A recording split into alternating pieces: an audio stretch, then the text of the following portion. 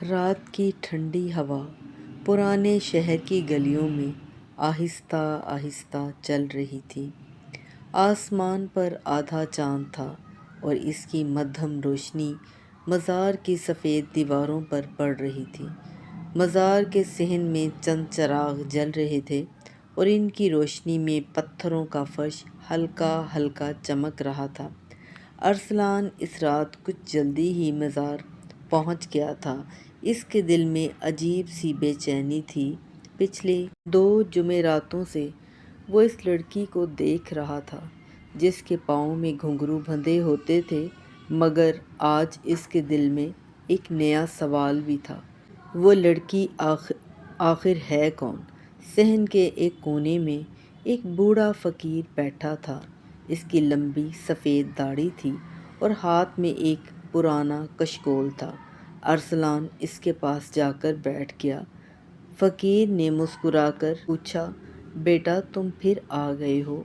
ارسلان نے ہلکا سا سر ہلایا، ہاں بابا، میں اس لڑکی کے بارے میں جاننا چاہتا ہوں۔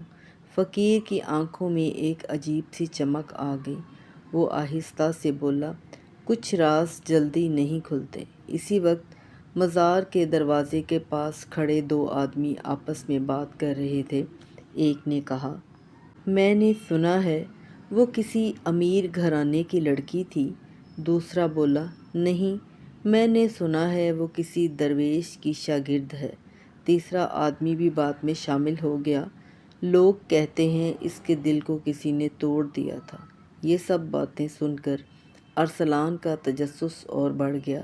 اسی وقت دور گلی سے ایک مانوس آواز سنائی دی، چھن چھن چھن، گھنگرو کی آواز۔ صحن میں بیٹھے سب لوگ خاموش ہو گئے۔ سب کی نظریں مزار کے دروازے کی طرف اٹھ گئیں اور پھر وہ نظر آئی۔ سفید فراک پہنے وہ لڑکی آہستہ آہستہ مزار کی طرف آ رہی تھی۔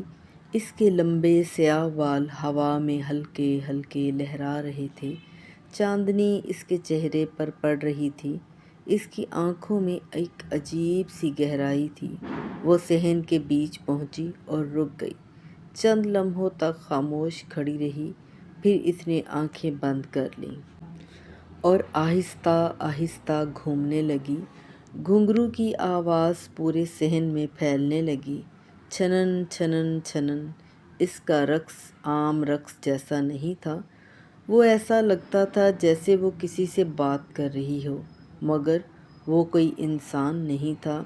ارسلان اسے حیرت سے دیکھ رہا تھا۔ اسی وقت ایک نوجوان لڑکا اس کے پاس آ کر کھڑا ہو گیا۔ اس کا نام حمزہ تھا۔ حمزہ نے آہستہ سے کہا، تم بھی پہلی بار آئے ہو؟ ارسلان نے جواب دیا، نہیں، میں دوسری بار آیا ہوں۔ حمزہ مسکرایا، پھر تو تم بھی اس راز میں پھنس چکے ہو؟ ارسلان نے حیرت سے پوچھا، کیا مطلب؟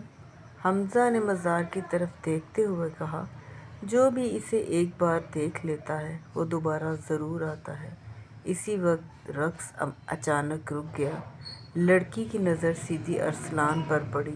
چند لمحوں کے لیے دونوں کی نظریں ملیں۔ ارسلان کو لگا جیسے اس کے دل کی دھڑکن رک گئی ہو۔ پھر لڑکی آہستہ آہستہ مزار کے دروازے کی طرف چلنے لگی۔ ارسلان اس کے پیچھے چل پڑا۔ حمزہ نے حیرت سے کہا، ارے کہاں جا رہے ہو؟ مگر ارسلان نے جواب نہیں دیا۔ وہ مزار کے باہر گلی تک پہنچ گیا۔ لڑکی چند قدم آگے جا کر رک گئی۔ اس نے مڑ کر ارسلان کی طرف دیکھا، تم پھر آ گئے؟ اس کی آواز نرم تھی۔ ارسلان چند لمحے خاموش رہا، پھر بولا، میں تم سے ایک سوال پوچھنا چاہتا ہوں۔ لڑکی نے ہلکی سی مسکراہٹ کے ساتھ کہا، لوگ ہمیشہ یہی کہتے ہیں۔ ارسلان نے پوچھا، تم ہر جمعرات یہاں کیوں آتی ہو؟ لڑکی کچھ دیر خاموش رہی، پھر اس نے آسمان کی طرف دیکھا، کیونکہ یہاں روح کو سکون ملتا ہے۔ ارسلان نے دوبارہ پوچھا، اور تمہاری روح کو سکون مل گیا؟ لڑکی کی آنکھوں میں ایک لمحے کے لیے اداسی آ گئی۔ وہ آہستہ سے بولی، سکون تلاش کرنے والوں کو اکثر سفر کرنا پڑتا ہے۔ یہ کہہ کر وہ چلنے لگی۔ ارسلان نے جلدی سے پوچھا، تمہارا نام کیا ہے؟ لڑکی رک گئی۔ چند لمحوں کے بعد اس نے کہا، میرا نام نور ہے۔ یہ کہہ کر وہ گلی کے اندھیرے میں غائب ہو گئی۔ ارسلان دیر تک وہیں کھڑا رہا۔ اسی وقت پیچھے سے بوڑھے فقیر کی آواز آئی، اب تم نے اس کا نام بھی جان لیا۔ ارسلان مڑ کر بولا، بابا، کیا آپ اس کے بارے میں سب کچھ جانتے ہیں؟ فقیر نے آہستہ سے سر ہلایا، ہاں، مگر ہر سچ وقت پر بتایا جاتا ہے۔ ارسلان نے بے چینی سے پوچھا، کیا وہ واقعی درویش ہے؟ فقیر مسکرایا، پھر آہستہ سے بولا، نہیں بیٹا، وہ درویش نہیں۔ ارسلان نے حیرت سے پوچھا، پھر کیا ہے؟ فقیر کی آواز سنجیدہ ہو گئی، وہ ایک کہانی ہے۔ ارسلان کچھ سمجھ نہ سکا۔ فقیر نے آہستہ سے کہا، ایک ایسی کہانی جس کی ابتدا محبت سے ہوئی تھی اور انجام ابھی باقی ہے۔ اسی وقت دور گلی سے پھر گھنگرو کی ہلکی آواز آئی، چھن چھن چھن۔ ارسلان کے دل میں عجیب سی کیفیت پیدا ہوئی۔ اسے محسوس ہوا جیسے یہ آواز اسے دوبارہ بلا رہی ہو، اور اسے اندازہ نہیں تھا کہ اگلی جمعرات کو وہ ایک ایسا راز جاننے والا ہے جو اس کی زندگی ہمیشہ کے لیے بدل دے گا۔ اگر آپ بھی وہ راز جاننا چاہتے ہیں تو ہمارے چینل ہانیہ ناولز 777 کو لائک کریں، سبسکرائب کریں اور گھنٹی کے بٹن کو بھی دبائیں تاکہ ہماری ہر آنے والی ویڈیو کا نوٹیفیکیشن آپ کو ملے۔ شکریہ، اللہ حافظ۔